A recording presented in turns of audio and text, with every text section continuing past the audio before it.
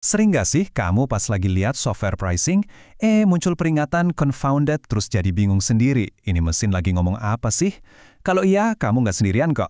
Nah, dalam beberapa menit ke depan, kita bakal kupas tuntas sinjal yang satu ini, yang sering banget muncul tapi juga sering banget bikin salah paham. Ini nih, skenario yang suka bikin pusing. Kamu naikin harga, bukannya yang booking jadi sepi, malah justru makin rame. Kalau dari sisi bisnis, ini kan kedengarannya bagus banget ya, kemenangan kan? Tapi, justru di momen inilah, sistem pinter kamu malah ngasih alarm. Loh, jadi apa yang salah? Yuk, kita pecahin bareng-bareng teka-teki ini. Oke, pertama-tama ayo kita bedah dulu apa sih arti sebenarnya dari sinyal confounded ini. Apa sih yang sebenarnya mau disampaikan sama sistem ke kita? Intinya gini, sistem kamu tuh cuma nanya satu pertanyaan simple. Hukum dasar ekonomi, penawaran dan permintaan masih berlaku nggak di sini? Logikanya kan, harga makin mahal, peminat makin dikit. Nah, pas data kamu nunjukin kebalikannya, sistemnya itu kayak otomatis berhenti dan bilang, tunggu dulu, ini kok aneh ya, nggak masuk akal? Jadi, apa sih yang sebenarnya terjadi di dapurnya sistem ini? Yuk, kita coba intip otaknya dan lihat gimana dia bisa sampai ke kesimpulan ini. Prosesnya itu sebenarnya cukup simpel loh. Cuma ada 4 langkah aja. Gini cara kerjanya. Pertama, dia makan semua data histori kamu. Terus, biar perbandingannya adil, dia pinter banget, dia kelompokin hari-hari yang mirip. Jadi dia bandingin Sabtu sama Sabtu lagi, bukan Sabtu sama Selasa. Dari situ, dia mulai cari pola. Ada hubungan apa nih antara harga sama okupansi? Dan terakhir, yang paling penting, dia cek ulang, polanya ini wajar nggak sih secara logika ekonomi? Nah, ini nih kondisi idealnya yang diharapkan sama sistem. Di pasar yang normal, kalau harga naik, permintaan ya turun. Simple. Ini hubungan yang sehat dan gampang ditebak, yang nunjukin kalau strategi harga kamu itu beneran ngaruh ke perilaku pelanggan. Dan ini dia yang bikin alarmnya bunyi. Waktu data kamu malah nunjukin harga yang lebih tinggi, entah kenapa, bikin lebih banyak orang booking, sistemnya langsung bingung. Dia ngelihat pola yang ngelawan semua logika ekonomi. Dan yang terpenting, dia jadi tahu kalau dia nggak bisa percaya sama data ini buat ngasih rekomendasi harga yang akurat ke depannya. Oke, jadi kalau bukan harga yang jadi masalah, terus apa dong biang keladinya? Nah, seringkali pelaku sebenarnya itu bukan datanya yang salah, tapi ada faktor-faktor tersembunyi yang nggak kelihatan sama sistem.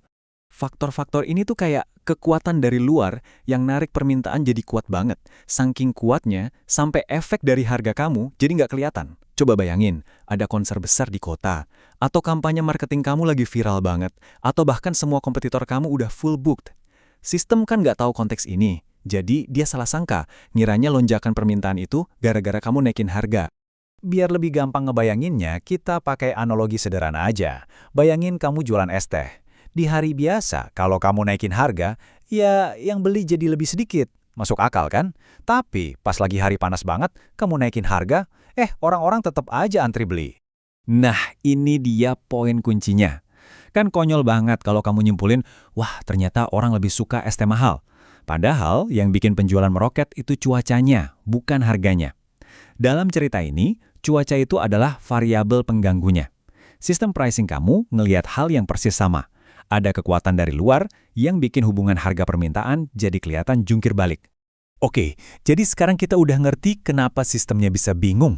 Nah, sekarang kita masuk ke bagian yang paling penting. Terus kita harus ngapain? Ini bukan soal benerin softwarenya, tapi soal ningkatin kualitas data yang kita kasih ke software itu. Tenang aja, ini bukan sesuatu yang ribet kok. Sebenarnya ada 8 langkah praktis yang bisa kamu ambil buat ngasih pencerahan ke sistem kamu, biar rekomendasi harganya jadi lebih bisa diandelin. 3 langkah pertama ini intinya soal ngasih konteks. Pertama, pisahin data berdasarkan segmennya. Jangan samain hari kerja di musim sepi sama weekend pas liburan panjang. Kedua, kasih tanda khusus buat hari-hari spesial di sistem kamu. Dan ketiga, jangan takut buat coba-coba harga. Kalau harganya gitu-gitu aja, sistemnya ya nggak akan belajar apa-apa. Lanjut, ayo kita bersihin input datanya.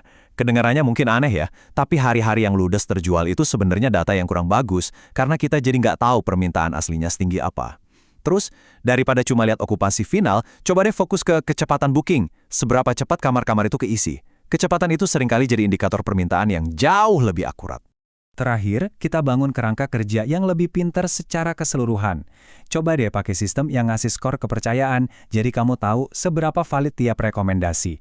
Selalu gabungin AI dengan aturan bisnis kamu sendiri, anggap aja sebagai jaring pengaman. Dan kalau mau beneran naik level, mulai deh masukin data dari luar, kayak harga kompetitor atau jadwal event, biar sistemnya dapat gambaran yang utuh. Oke, sekarang kita masuk ke bagian terakhir dan kita lihat gimana semua ini akhirnya mengubah cara kita memandang arti confounded buat bisnis kita. Ini nih, kesimpulan paling penting dari semua ini. Kalau kamu sering banget lihat peringatan confounded, jangan langsung nyalahin softwarenya.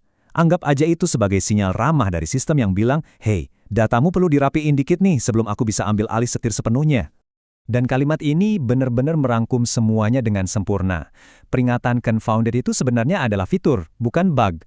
Itu artinya, sistem kamu cukup pinter buat ngaku kalau dia nggak tahu jawabannya, yang pada akhirnya ngelindungin dia, dan juga kamu, dari bikin keputusan harga yang fatal gara-gara data yang menyesatkan. Jadi itu tanda sistem yang lebih cerdas, bukan sistem yang rusak.